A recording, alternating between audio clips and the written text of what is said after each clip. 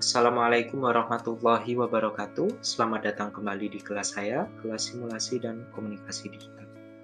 Kali ini kita akan melanjutkan materi yang sebelumnya, yaitu KD 3.1, menerapkan logika dan algoritma komputer. Nah, sebelum kita melanjutkan materi dari minggu lalu, kita akan sedikit mengulas dari tugas yang saya berikan, yaitu tugas latihan. Kemarin saya memberikan 2 buah soal. Yang pertama adalah buatlah suatu algoritma untuk proses pembuatan kopi yang rasa manisnya pas. Dan yang kedua adalah buatlah suatu algoritma untuk proses salah satu aktivitas yang Anda kerjakan dari pagi hingga malam hari. Nah, untuk jawaban nomor 1, teman-teman kerjakan ini 100% jawabannya adalah benar. Namun ada permasalahan di soal nomor 2. Hanya 10%-nya saja anak yang benar mengerjakan. Nah, nanti saya jelaskan. Sekarang kita akan mengulas dari jawaban yang pertama. Nah, di sini saya mengambil jawaban dari salah satu teman kalian yang mendapatkan nilai 100.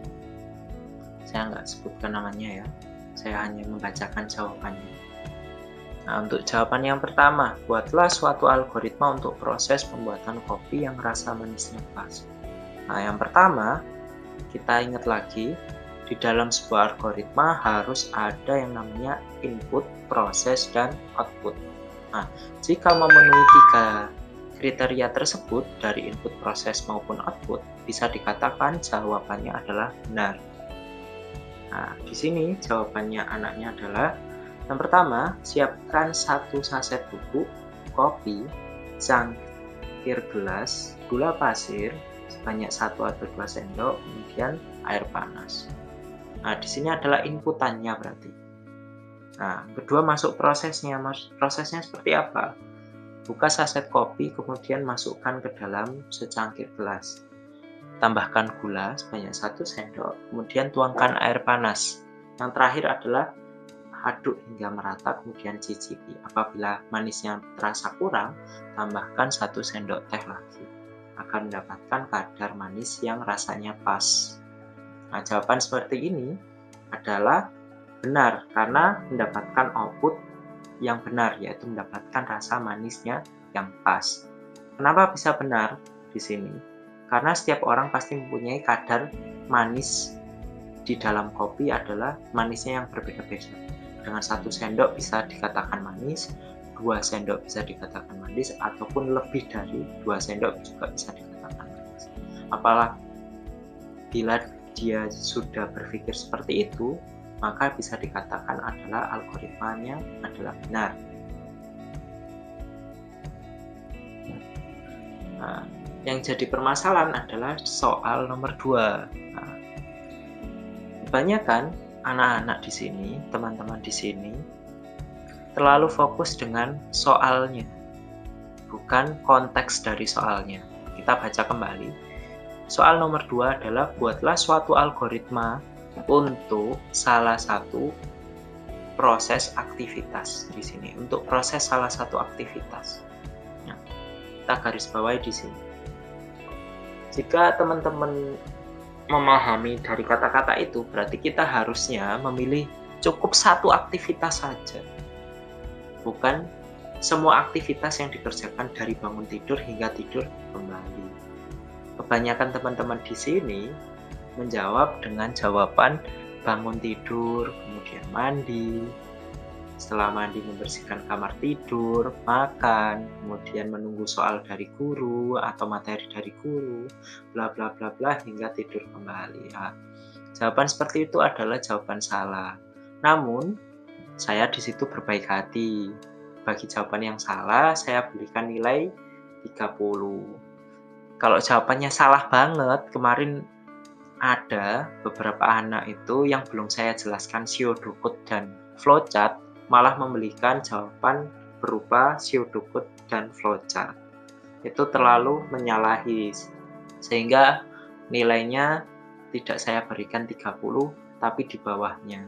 Jadi kemarin anak-anak yang memberikan jawaban keluar dari materi yang saya berikan, saya beri nilai sekitar tambahan berupa nilai 25, 20 hingga atau cukup 10 dari soal nomor 2. Jadi rata-rata anak yang salah menjawab itu nilainya di antara nilai 60 hingga 80. Namun anak-anak yang nilainya benar, jawabannya benar semua, saya beri nilai 100. Itu hanya beberapa. Nah, jawaban teman kalian itu apa sih yang dijawab di sini? Dia memberikan jawaban kegiatan apa yang dia lakukan dari pagi ke malam hari. Salah satunya dia pilih adalah bernafas.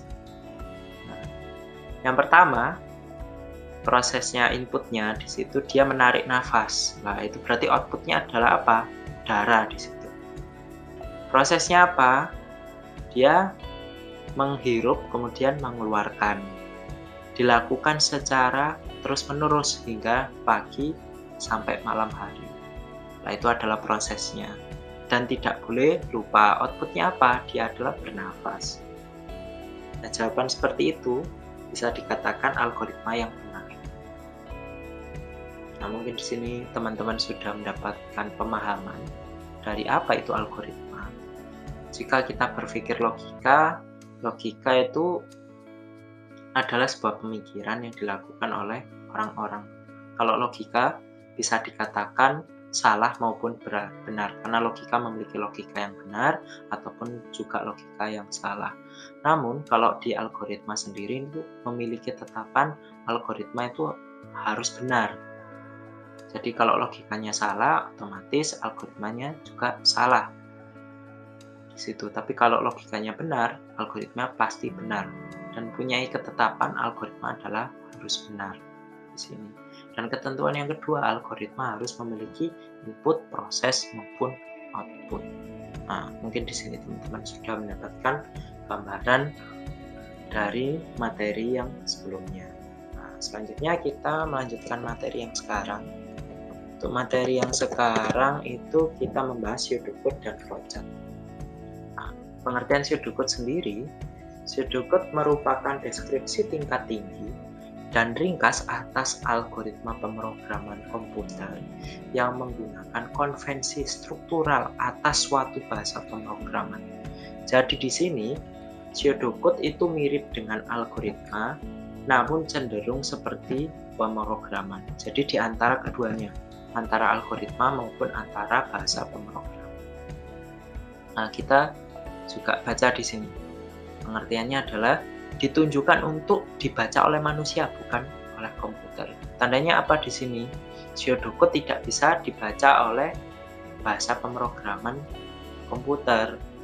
Dia hanya menggambarkan algoritmanya yang mirip dengan bahasa pemrograman. Nah, contohnya seperti apa? Di sini.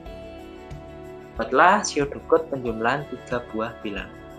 Nah, pseudocode-nya ini step pertama, input angka pertama, step kedua, input angka kedua, step yang ketiga, input angka yang ketiga, step yang keempat, jumlah angka pertama hingga angka ketiga. Itu prosesnya. Outputnya apa? Tampilkan jumlah. Nah, jawaban seperti ini adalah jawaban dari pseudocode. Mungkin teman-teman bertanya-tanya, perbedaannya apa sih sama algoritma yang kemarin? Nah, saya akan memberikan tabel di sini. Tabelnya dari contoh soal penjumlahan 3 buah bilangan. Di sini ada tabel yang berisikan logika, algoritma, dan pseudocode. Jika kita berpikir dari soal penjumlahan 3 buah bilangan, kita berpikir secara logik, kita cukup menjumlahkan angka pertama hingga angka yang terakhir, angka yang ketiga. Kemudian kita jumlahkan untuk mendapatkan hasilnya, kemudian kita tampilkan. Itu logikanya seperti itu. Namun kalau kita berpikir secara algoritma, berarti kita harus melakukan inputan terlebih dahulu. Inputannya apa? Masukkan angka yang pertama, angka yang kedua, dan yang terakhir masukkan angka yang ketiga. Kemudian apa prosesnya di sini? Kita melakukan penilaian atau penjumlahan dari 3 buah bilangan dengan menjumlahkan angka pertama, kedua, dan ketiga. Dan terakhir apa? Kita melakukan penjumlahan, kita tampilkan hasilnya, hasil dari penjumlahan 3 buah bilangan. Nah, kalau di pseudocode sendiri, Nah, pseudocode sendiri mendekati dari bahasa pemrograman. Kalau di algoritma kita menggunakan masukan, di pseudocode kita wajib menggunakan input untuk masukannya. Jadi kalau di algoritma itu boleh menggunakan kata-kata masukan, sedangkan untuk inputan di pseudocode wajib menggunakan kata-kata input. Input angka pertama, input angka kedua, dan input angka yang ketiga. Sedangkan kalau di algoritma untuk prosesnya sendiri boleh menggunakan kata-kata nilai jumlah 3 buah bilangan adalah kalau seperti kata-kata seperti itu menunjukkan apa? Hasil dari 3 buah bilangan sama dengan. Nah, kan kayak seperti itu. Tapi kalau di pseudocode untuk sama dengannya kita menggunakan kode yang berbeda dan kita tidak boleh menggunakan kata-kata yang panjang. Kita cukup menggunakan satu variabel tampung di sini. Nah, variabelnya apa? Di sini saya menggunakan variabel jumlah untuk menampung hasil dari penjumlahan angka pertama hingga angka ketiga. Untuk tanda panahnya sendiri itu apa sih? Itu adalah simbol sama dengan pada pseudocode. Nah, kalau yang terakhir, inputnya apa outputnya? Untuk di algoritma kita boleh menggunakan kata-kata tampilkan jumlah. Tapi kalau untuk di pseudocode kita dilarang menggunakan kata-kata tampil, namun kita harus menggunakan kata-kata print di sini. Nah, mungkin di sini teman-teman bisa melihat dari tabelnya dan bisa memahami dari apa yang telah saya jelaskan. Nah, selanjutnya kita masuk ke flowchart. Apa sih flowchart itu? Flowchart merupakan bagan alir yang menunjukkan alir di dalam sebuah program atau prosedur sistem secara logik. Bagan alir sendiri biasanya digunakan untuk alat bantu komunikasi ataupun dokumentasi. Nah, gunanya apa sih flowchart? Gunanya flowchart sendiri adalah memperjelas dari algoritma maupun pseudocode. Kalau algoritma dan pseudocode itu berupa teks yang memiliki alur tahapan, yang memiliki input, proses maupun output. Kalau di flowchart itu adalah bagan yang memiliki input, proses, output, tapi dalam bentuk bagan alir. Nah, flowchart sendiri memiliki beberapa jenis flowchart di sini. Yang pertama adalah bagan alir sistem, kedua adalah bagan alir dokumen, yang ketiga adalah bagan alir skematik, yang keempat adalah bagan alir program, dan yang terakhir adalah bagan alir proses. Apa sih bagan alir sistem sendiri atau sistem flowchart? Nah, sistem flowchart dapat didefinisikan sebagai bagan yang menunjukkan arus pekerjaan secara keseluruhan dari sistem. Bagan ini menunjukkan urutan dari prosedur-prosedur yang ada di dalam sebuah sistem. Bagan alir sistem ini menunjukkan apa yang dikerjakan oleh sebuah sistem. Nah, yang kedua adalah bagan alir dokumen. Bagan alir dokumen atau juga disebut alir formulir atau juga disebut dengan paperwork flowchart merupakan bagan alir yang menunjukkan arus dari laporan dan formulir yang termasuk penulisannya.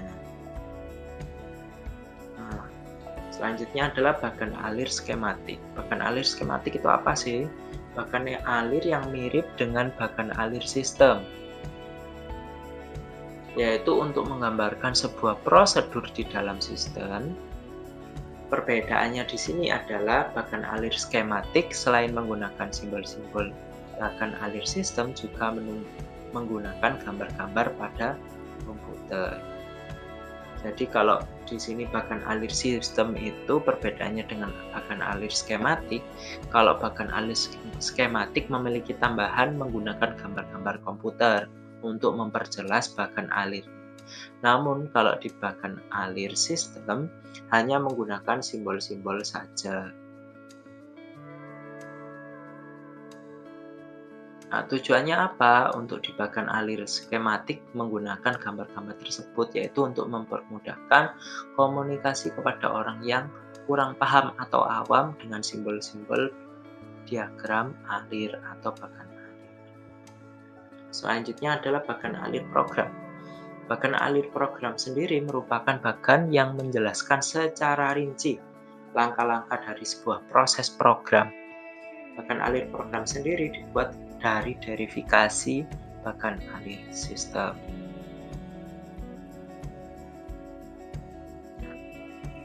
Selanjutnya yang terakhir adalah bagan alir proses.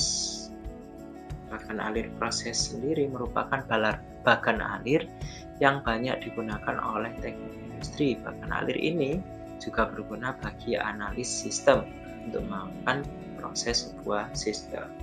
Selanjutnya kita akan melihat simbol-simbol dari flowchart atau bagan alir itu sendiri. Nah, simbol-simbolnya sebagai berikut, dari mulai flow, terminator simbol, konektor simbol, processing simbol, simbol manual, dan lain sebagainya. Nah, di sini teman-teman bisa mencatat atau mencarinya di internet nanti. Teman-teman bisa pahami di masing-masing simbol memiliki pengertian atau kegunaan masing-masing. Namun yang sering digunakan biasanya adalah terminator simbol, flow direction, terus processing simbol, simbol decision, simbol input output. Itu yang paling sering digunakan. Nah, selanjutnya saya akan memberikan sedikit contoh dari flowchart itu sendiri. Di sini saya memiliki soal, buatlah flowchart penjumlahan 3 buah bilangan. Nah, flowchartnya seperti apa sih? Nah, yang pertama, kita menyiapkan terminator simbol. Terminator simbol di sini adalah untuk memulai sebuah program dan mengakhiri sebuah program. Untuk di awal sendiri, kita menggunakan untuk memulai atau memulai dari sebuah program dari bagan alir. Selanjutnya kita menambahkan simbol flow direction simbol untuk sebagai panah penyambung alur ke bagan alir yang selanjutnya. Bagan alir selanjutnya adalah simbol input. Nah, inputan apa? Inputan dari variabel angka pertama, angka kedua, dan angka ketiga. Nah, perbedaannya di sini, kalau di algoritma ataupun di pseudocode, kita boleh menggunakan kata-kata angka ke-1, angka kedua, angka ketiga. Nah, kalau di inputan di bagan alir, kita boleh juga menggunakan input atau masukan, namun alangkah lebih baiknya jika kita menggunakan variabel yang lebih sedikit. Contohnya kita menggunakan variabel angka, variabel teks seperti A, B, atau C sebagai pengganti angka pertama, angka kedua, dan angka ketiga. Nah, itu adalah sebagai variabel tampung dari inputan. Nah, selanjutnya apalagi? Kita menggunakan flow lagi sebagai penghubung ke bagan alir selanjutnya. Sini.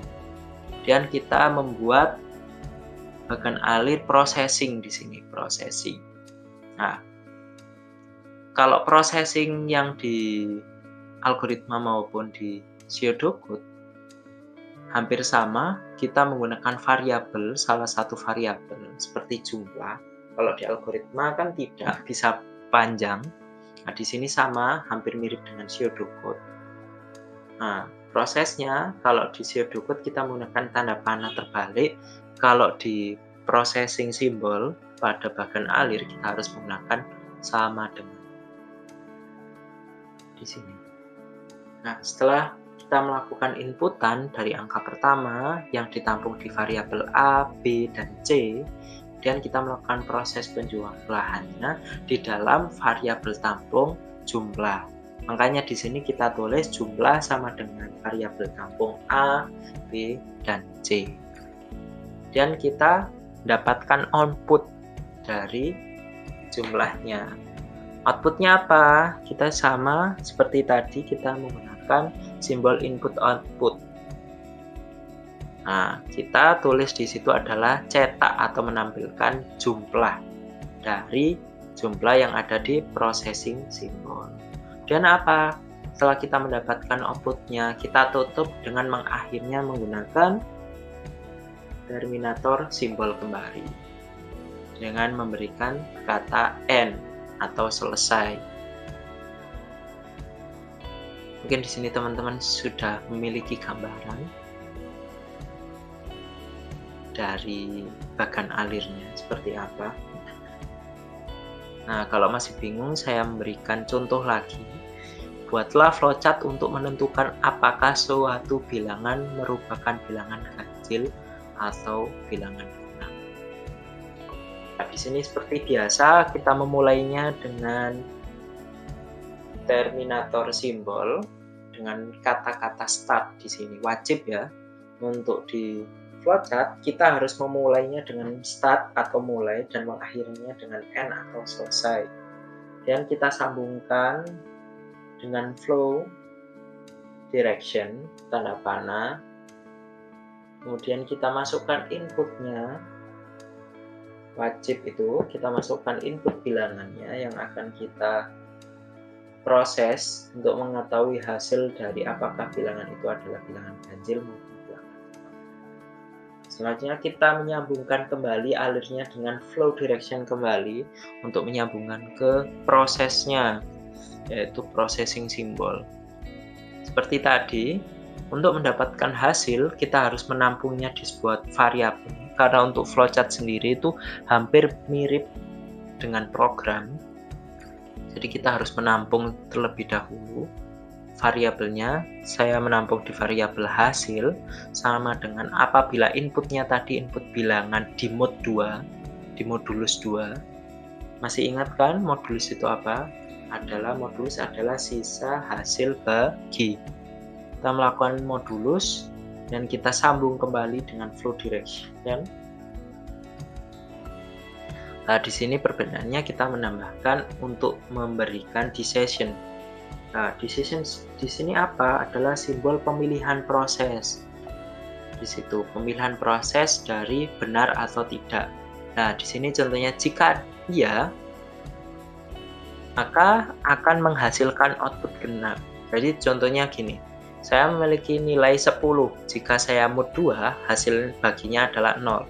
Maka jika hasil baginya adalah 0, jika iya, maka dia akan mengoutputkan hasil output genap. Kemudian kita akhiri dengan selesai, karena sudah mendapatkan output N. Nah, namun, jika angkanya itu 9, contohnya saya memberikan angka 9 di sini. Jika saya modulus 2, maka sisa baginya adalah 1. Nah, jika 1, jika tidak, maka akan dihasilkan nilai ganjil di sini. Kemudian setelah didapatkan output ganjil, kita akan mengakhirinya dengan simbol N di sini atau juga disebut terminator simbol. Mungkin di sini teman-teman mulai paham atau sedikit bingung. Nah, kalau sedikit bingung, teman-teman bisa memutar kembali videonya. Coba teman-teman pahami dari kata-kata yang saya jelaskan untuk mendapatkan pemahaman. Nah, jadi alurnya seperti apa sih untuk flowchart sendiri? Yang pertama, untuk flowchart kita harus memulai dengan start atau terminator dan mengakhirnya kembali dengan end atau simbolnya adalah simbol terminator simbol. Nah, setelah mengawali dengan terminator simbol atau start, kita harus memasukkan inputnya terlebih dahulu. Yang kedua, setelah memasukkan input, yang selanjutnya yang ketiga adalah melakukan proses. Nah, setelah melakukan proses, terakhir adalah mendapatkan outputnya di sini. Kemudian setelah mendapatkan output, kita akhiri dengan end. Kurang lebih gambarannya seperti ini. Nah, mungkin itu sedikit materi yang bisa saya sampaikan. Apabila teman-teman masih bingung atau kurang jelas dengan apa yang telah saya jelaskan, teman-teman bisa menghubungi saya atau menanyakan melalui Google Classroom ataupun WA, ataupun jika kebanyakan teman-teman belum paham mau dapatkan materi lagi, teman-teman tinggal WA, "Pak, saya belum paham, mohon jelaskan kembali." Nanti akan saya buatkan video penjelasan yang lebih detail lagi. Kurang lebihnya saya mohon maaf, yang bisa saya sampaikan untuk kali ini. Kurang lebihnya, Assalamualaikum warahmatullahi wabarakatuh.